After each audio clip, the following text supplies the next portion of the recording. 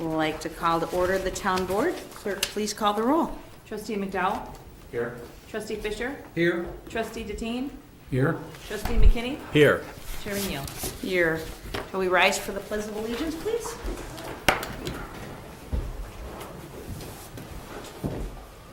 Pledge allegiance to the flag of the United States of America and to the republic for which it stands, one nation, under God, indivisible, with liberty and justice for all.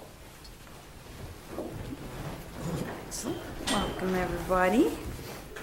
There are no agenda changes this evening, so we will move to the approval of the minutes of the regular meeting held on March 20th, 2018 at 6:30 p.m. Is there a motion? So moved. Motion. Is there a second? Second. Motion is second. Any discussion? Clerk, please call the roll. Trustee McDowell? Aye. Trustee Fisher? Aye. Trustee Deteen? Aye. Trustee McKinney? Aye. Chairman Neal? Aye. Are there any citizens' comments this evening? Going once? Twice? Okay. We'll move on to item 7, authorized bills for payment. Trustee Deteen.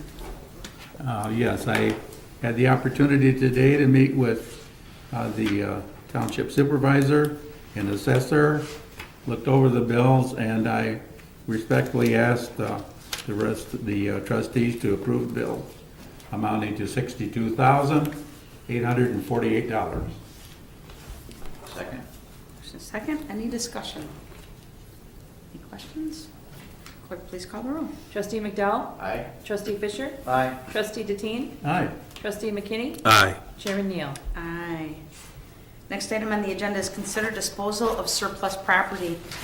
This is primarily just house cleaning. We have the township van, the 7-passenger van, and the information on it is on the back of the cover sheet, that the mechanics of the city actually grounded it and said that it could not be on the road because the entire chassis is rusted out, and they were concerned that that is dangerous on the road. So that is one of the items. We have a couple of old laptops that don't hold a charge at all. Old cell phone, some battery backups, just some miscellaneous items. And so what I would like to recommend is having BC Automotive come and scrap the van for us, and they will give us a check for what that value is. And then all of the electronics items, our IT person said that Salvation Army takes electronic computers and those things. And then all of the other items, we've got a rug, a picture, a plant, anything that we are no longer using that's in the way, we would donate to Loving for their Love Twice resale shop. So that is it. And so what we found out was the protocol for doing this. I brought this list to the annual town meeting, got it approved there, and then bringing it to you guys just for the approval to enter into the minutes so that we can move forward with these items. So that is that. Is there a motion to approve the disposal of the surplus property? I'll move to approve this disposal of surplus property. Second. Motion second. Any discussion? A question with the computers. Is there information on the computers? No, they'll all be wiped completely Okay. clean before we get rid of them. Yes, but thank you for that. Yeah, so, and the backups, we've got a couple old backups that need to be wiped down too before. Okay. Those away, so thank you. Okay, so please call the roll. Trustee McDowell? Aye. Trustee Fisher? Aye. Trustee Deteen? Aye. Trustee McKinney? Aye. Chairman Neal? Aye. Next item on the agenda is discussion regarding budget for fiscal year 2018-19. So I put the most updated copy in front of you. The only page that was changed was the very front page, tweaking a couple of things, just tiny things, but it's nothing in the general category, just individual line items.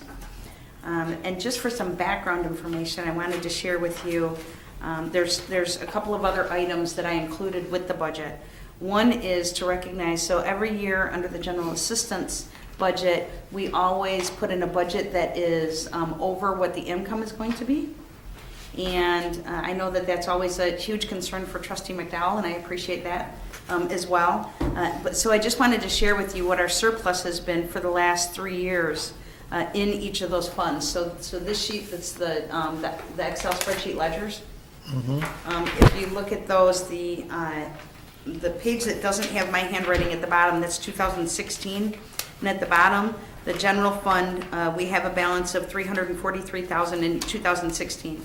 So if you line that up with the other numbers, you can see that we've been able to hold steady. So the first numbers are for 2016, then the second page is 2017, and below that is through March 30th, 2018. So that does not include April, so these are not final numbers, just so you know.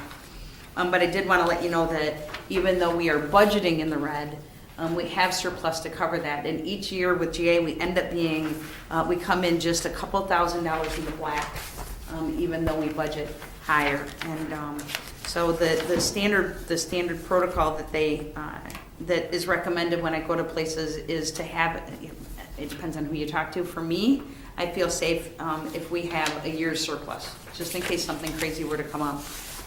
And so we've been holding, the IMRF fund this year, we actually levied for $5,000 to bring that down because we're up there.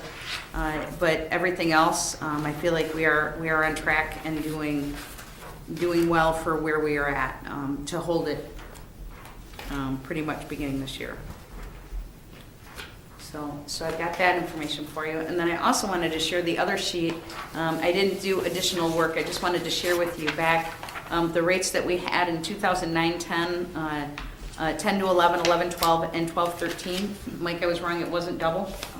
But our budget is went down a fourth from a third. It's down a third. So our total levy that we're going for, let me just pull out this. The total amount is $1,105,000. So we're still, we're still 450,000, close to 450,000, 500,000 below what our levy was for 5 years prior to that, before we tanked. So I had, there is the concern that our levy, we had thought that it would stay flat, and it has gone up. For my personal tax bill, it went up $3.63. I know $9. trustee, Mike's went up $9, and we had wanted to keep it flat. And all that said, so, we all wanted to be able to keep it flat, and trying to do the math with tax bills is really hard to figure that piece out. And we're still a third of our budget down from what we've been in the past, which is pretty substantial in my mind. So that's my basic line. So now, this is just, tonight is just a discussion. We will be passing the budget at the next meeting after the public hearing. But I thought we'd have a chance to answer some questions and situations, and I know, Trustee, you had some questions that you had sent. Yeah, okay, thanks. You already answered the general assistant budget part of it. I guess the only thing I would caution is that if we continue to budget more, have an unbalanced budget, there will come a time when we won't have those reserve funds, and yet we'll have programs in place that will be pressured then to raise our levy, right, in order to meet programs that we have continually running, and that we're just kind of funding off of a balance, excess funds. Right, well, and I agree with you if we were spending that, but we're not spending it. Okay. Right, so, and that's what these three sheets are for, is to show you that even though we are budgeting more, we are not spending it. And actually, 2016, the fund balance was $274,000. Last year, it was $276,000. So we actually saved $2,000 more. Okay. So even though we need to budget more, just in case we have to spend it because we're mandated by state law to be available with those resources, we haven't been. So I appreciate your concern with that. Just a couple questions. Yeah. I noticed the copier cost went up Yes. significantly. And So just to explain that, they went up very significantly, and if you look at the Office supplies went down substantially because what we did, we had a couple of copy machines that we were paying for all of the ink and all of the repairs and all of those things for. And instead, we went with a company that is providing all of the ink, all of the repairs, and we're actually saving a small portion, not a lot, but if any of those printer or copiers had broken down substantially, it would have costed us a lot more. So it's gone up in printing costs, but it's gone down in office supplies. Okay. I mean, I just noticed it went up, and No, I that's appreciate the that. I'm glad that you noticed, so that was good. One of the other changes that was made on this year's budget from last year is that in the past, so we, under general assistance, there's a few organizations that we have supported, just given a financial contribution to make sure that they are available in our community for clients that we have. So those basic needs are pads for the homeless shelter, so that we support a little bit, and then when we have a client, we can reach out, and we have a partnership with that. One is food, and Abiding Love Ministries, they have the most substantial food pantry every Wednesday and a soup kitchen, so we've always partnered with them. And Nicasa for substance abuse treatment services, and then, and then Love Inc. for clothing and furniture. And so we've really focused on those four because they really are basic needs to support them. What I found out was that its best protocol is to have the general assistance funds only going to specific clients, not as a general resource for the community. So it was recommended by the attorney that we actually move that into the town fund. So we did shift that over to the town fund budget instead of the GA fund. what I asked, and I sent these to Sherry, is the rationale for using taxpayer money to support other nonprofits. I mean, valuable, even ones that I support personally, and you just gave us that justification, so thank you. You're welcome. I also noticed that the community appreciation and collaboration went up significantly. Is that money that you want to use for zinnias and the Zion Together and Appreciation Breakfast? Yes. And maybe other things? Correct. Is that what that is? So I'm just going to throw this out there for the other trustees to think about. Should we be using taxpayer money for those projects? That's the question that I'm asking. Apart from maybe doing fundraising to support the worthy projects. I don't have any problem with what the goals are for those projects, but the question is, if we vote for this, then we're going to be using taxpayer money to support it, and should we do that? That's the question. Well, and just for clarification, we may be using taxpayer money. Okay, yeah. So just to say, and so as the example, Zion Together, we've got this group of kids that were at the city council meeting, at the last meeting, doing a ton of work, and they're doing a website, but the domain cost, right? So, and so there's different things for helping to get this project established that cost a little bit of money, and so also going out and raising funds when it's something that is going to absolutely have an incredible impact on every tax base in this community,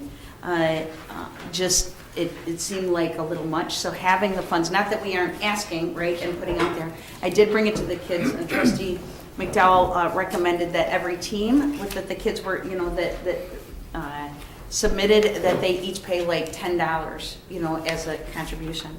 And I brought it back to the group, and their concern was that because nobody really knows what it is, right, to then contribute funds to be a part of it, it might bring the participation way down. And that once we get it going, they're pretty sure that that might be something that would work really well next year, but that they would love to be able to just get people to sign up and have a team this year and compete with the community piece. We were just over at the We Love Zion event, and they announced that group of business people in our community is going to support 2 baseball teams, and they valued the Little League that we have in the Park District, and so they put money into it. And maybe we could even appeal to We Love Zion for donations for zinnias or the Zion Together project or something along those lines, so that taxpayers don't have to foot the bill for it, but, So the other piece to that is that everyone in that room is paying taxes, right? yeah, So but, they're paying the taxes you know, for we it. all donate to causes that Right, we value. absolutely. Yes, And, yes, totally you agree know, with that. I would donate to these projects, and in fact, I will donate to these projects. And maybe others will do the same, Yeah. so that it doesn't, so that we don't use taxpayer money to fund Very cool. these So projects. to ask a different question about that, Yeah. to have the township be so like getting the domain name and, you know, helping with the incidental costs and helping with the marketing and stuff, would it, by putting it in the budget, right, that we can spend it, any donations that we get could come back to the township and go back into the general fund, so then we're not actually, you know what I mean? It's gonna look like we're spending it, Yeah. but then, and how okay would that be? Well, I mean, aside from them becoming individual nonprofits themselves, it's a little complicated out of the box to be able to. yeah, so you to want, do that. yeah, the accounting goes through the township. Right, so if that's, because I love the idea, and I'm even thinking like, you know, doing a couple, you know, maybe we can set up GoFundMes for some of the projects and outline what the budget would be and do some of those things, so that's a Yeah. great idea. I wonder what the other trustees think about it.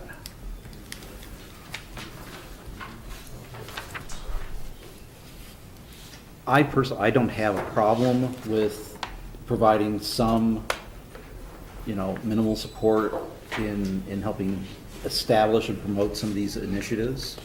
I think it comes under investment in the community. And so, one of the things we want to do is invest in the people in the community, and if these are worthy projects where we can, at a very minimal investment, it's not like we're throwing gobs of money at anybody. And if we can also combine that with partnerships with businesses or with other charitable organizations that would contribute towards it, then, we give them a leg up. It benefits the community. It helps build relationships in the community. And then hopefully these things will develop momentum on their own, and then we can take our hands off and say, okay, we helped get you started, and now it's up to you to carry it forward. Right. So I think it's, I don't think we can support every initiative, but, if, providing a minimal support can help, I don't see why we shouldn't. Anybody else have any comments? I would concur, and I think this entire process is much like we're doing with the Cubs group and getting them more involved with some of the things that we are planning. And those people we can utilize their contacts to probably fundraise a little bit for projects like that aren't real expensive, I would say. It seems to be with these different groups that we have, We Love Zion group, the Cubs group, we are, each month we seem to be, or even each week I would say, we're connecting groups together that can help support some of these initiatives that you can continue to present us with. Agree. When you get other people involved too, it helps the whole process. Yeah, it does. Well, Right, well, I'd say if we're gonna make a commitment to do some, seek some funding outside of our budget and keep this amount, it's $4,750 for collaboration. I don't know how that's broken down. Are there other things that we're gonna be collaborating on besides these three? No, that's the one line item. Okay. Yeah, so if we want to seek some outside funding, maybe the Red Hatters want to donate. You guys did notice he used the word "we," right? Did you hear that? We, if we want to seek outside funding, so that's good. Yes, we can. We're all in this together. Okay, perfect. I love that word. Excellent, that sounds good. Okay. Okay, I sent you a question under the general assistant budget. yes. The dues and subscriptions. Can you tell us a little bit about the Alliance for Human Services? Because I looked at the website and I see that Zion is the only township in that group. So- Can you just give me some Sure. background on what's going on with So the that? Alliance for Human Services was actually created to get the executive directors of all the social services to the same table. So I started Respond back in 2004 to get the frontline workers of all the social service agencies to the table together, Okay. because that's where it makes or breaks, right? When we're calling for resources, it's those people that are answering the phone. This group is the executive directors, trying to work differently together and be able to access services and pull things together different. So I've been at that table kind of as the representative. So there's a number of different county coalitions, and there's the Transportation Committee, and Grant and Libertyville Township Supervisors are a part of that one, and, you know, just different ones across the county. And so because it's always been my number one concern and force to try and know every single resource that we have available in the county, to be able to make sure that we can connect the residents to that. Having a personal relationship with the executive directors of all those agencies has served Zion Township very, very well. Yeah, I was just curious what Yeah. the return on investment is on that one, because the due subscription is kind of, I mean, $1,000 Yeah, so a year. it's gone down this year to 500. They lowered it this year. Okay, Yes. so Yes. it's budgeted for 1,000, but it's going down? So is that just for the Alliance? So yes, That's yes. So I for the was just at the Alliance. meeting a couple weeks ago, and they had changed that. Okay. So- And then the Service Point is the database? How is that going? Service Point is a collaboration with the county, and Okay. so it's a little bit different. So our database is FileMaker that we use, but Service Point was supposed to be a case management tool that was connected Because that was across mentioned on the county. Alliance website as, Yeah. part of what they were developing, but Is- separate. Yes, and so it has been a very long journey trying to figure out, it's kind of another one of those situations where they're building the plane as they're flying it. Okay. But it is a collaboration tool, and right now, the only time that we're using it is for individuals who are homeless and struggling with that, and so we put them into that system to be able to connect them with those resources. So it's functioning, but It's functioning, but it's not optimal. So Okay. the United Way and the Lake County have joined together to try and really hone in on that piece, and the Homeless Coalition is focusing. It used to be, they were trying to be a lot more substantial, they pulled way back, and now they're just doing it with that piece. Okay. And seeing where it goes. So, but the thing that I brought to you guys last month about doing that whole marketing program through Kellogg, Right. that's because I'm a member of the Alliance that I was allowed to be a part of that. okay. All right, thank you. Yeah, sure, thank you. So one last question for me. The farmer's market, we're going to, in this budget, we're going to support that with $3,000. Right, so, That's something new, apparently. yeah, well, it's not new, it's old that we had to cut when we lost the $500,000 in the budget. And it's something that, in collaboration, so each of the seniors gets a booklet of $10 to be able to use at the farmer's market. Benton, we put it together years and years ago.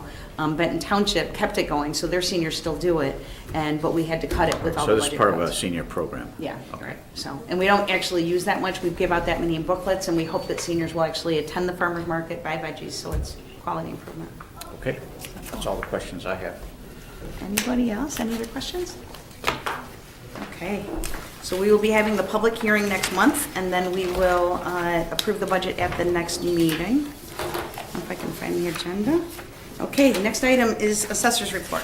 Hey, real quick, we have a senior outreach on the 20th, which is Thursday, from 9 to 10 at the old library. My office will be open from 8 to 2 this Saturday, so if anybody has any questions about the senior freeze or anything, you can come on in and we'll take care of you. I kind of was on the computer the other day looking around, and I looked at the tax bills, and it's not good this year. It appears that probably the average tax bill is going to go up about $250, which is really upsetting for me since the values went up over 10%, and you would think that the taxing bodies would hold on their levy so that we at least see a reduction, or at least the tax bills would stay the same. This is not good. Our values have gone up about 30% over the last 3 years, and our taxes are still skyrocketing. So something has to stop and change. On another note, there was a great article in the Chicago Tribune about 2 weeks ago, and it came out and says, "We're number 2." And they're saying that we're the second highest tax state in the union. And it says that the effective tax rate in Illinois is 2.3. Well, it's kind of funny since the tax rate in Zion in District 3 is 5.46, and in District 6, the effective tax rate is 6.36. So just to give you an idea of what that means, when they're talking about a high tax rate or a high tax bill in Illinois, if you had a $100,000 house and your effective tax rate is 2.3, obviously your tax bill would be $2,300. In Zion, that would be equivalent to a tax bill of $5,400 or $6,000. So I have this little packet, and everybody's welcome to have it. And it kind of compares the tax rates from Zion all the way to Lake Forest. I threw Kenosha in there, I threw Pleasant Prairie in there.